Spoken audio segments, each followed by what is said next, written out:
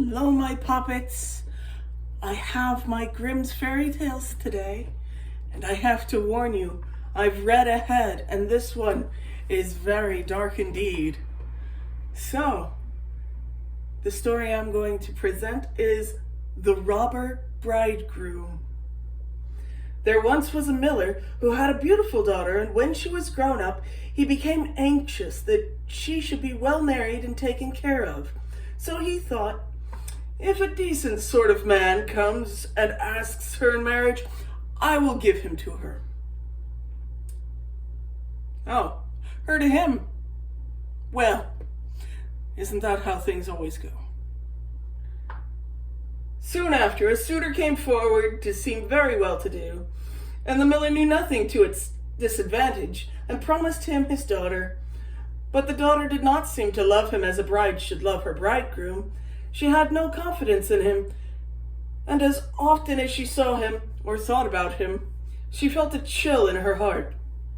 One day, he said to her, "You are my bride, and yet you have never been to see me." The girl answered, "I don't know where your house is." Then he said, "My house is a long way into the wood." And she began to make excuses, and as she couldn't find her way to it, the bridegroom said, "Well, you must come and pay me a visit next Sunday. I've already invited company, and I will strew ashes on the path throughout the wood so that you will be sure to find it." And so when Sunday came and the girl set out upon her way, she felt very uneasy without knowing exactly why.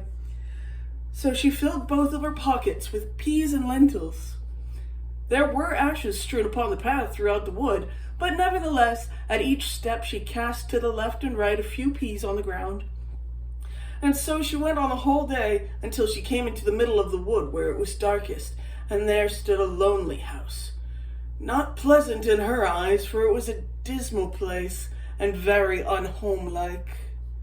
She walked in, but no one was there. And still, she resigned herself to exploring. Suddenly she had heard a voice cry, turn back, thou pretty bride, within this house you must not abide, for here do evil things betide."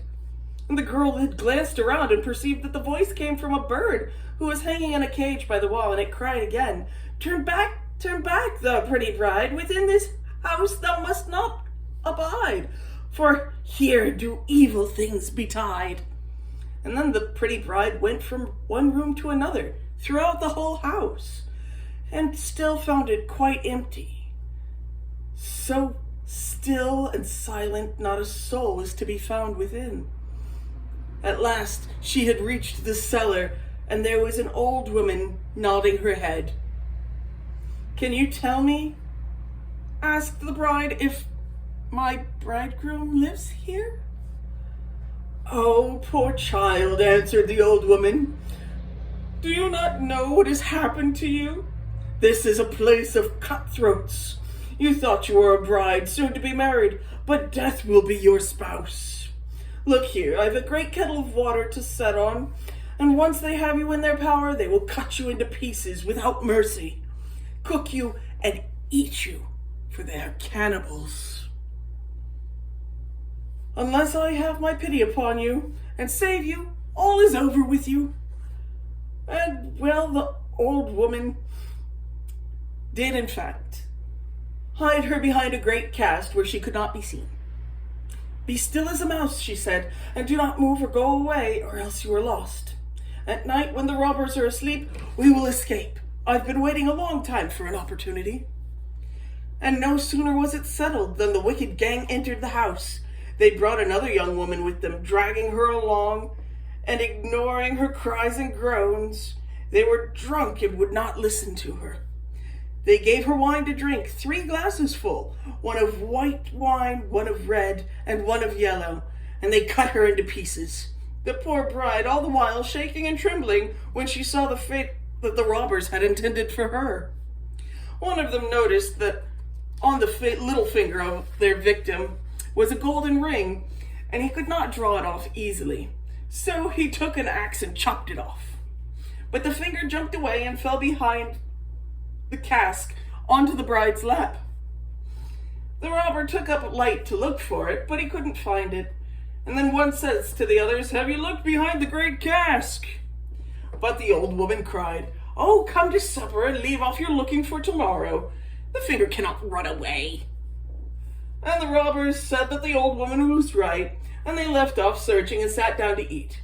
And the old woman dropped some of the sleeping stuff into their wine, so that before long they stretched themselves on the cellar floor, sleeping and snoring.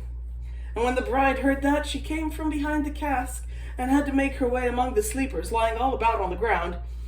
She felt very much afraid lest she might waken any of them, but by good luck she passed through, and the old woman with her. They opened up the door and made haste to leave the house of murderers.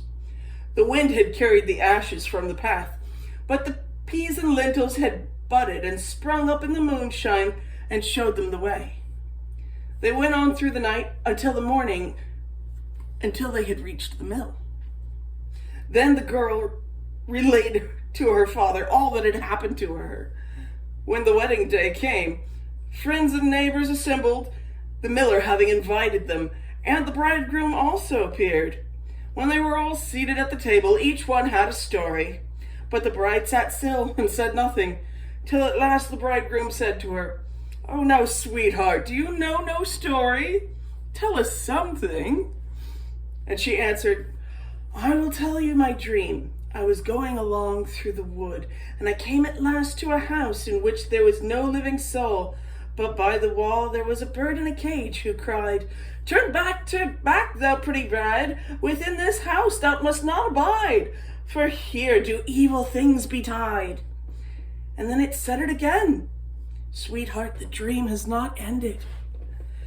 I then went through all of the rooms and were empty, and it was so lonely and wretched. I at last went down into the cellar, and there sat an old woman nodding her head, and I asked her if my bridegroom lived in that house, and she answered, 'Ah, my poor child, you have come into a place of cutthroats, and your bridegroom does live here, but he will kill you and cut you into pieces, and then cook and eat you.' But, sweetheart, the dream is not yet ended.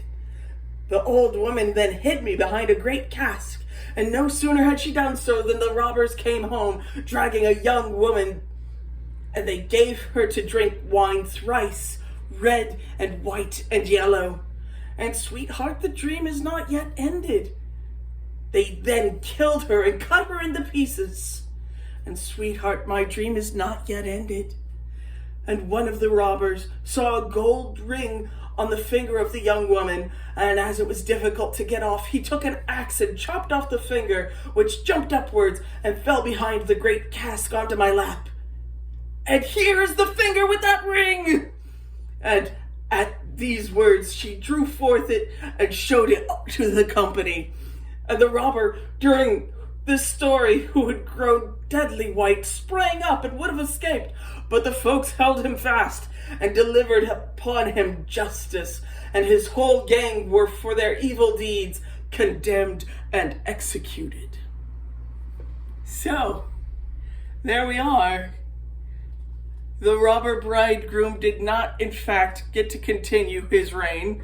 Now I have to question how many of those poor young women were just kind of dropped off with this poor little old woman who was presumably, I'd have to think, still cooking them up. Like, until she saw the, I don't know, virtuous beauty of this one young bride? I don't know. Like, it seems a long while to be trapped down in a cellar and kind of supporting this gang of cannibal robbers. But, you know, maybe they would have turned on her or something. This is just very, very dreadful, but I'm glad that they got their comeuppance in the end.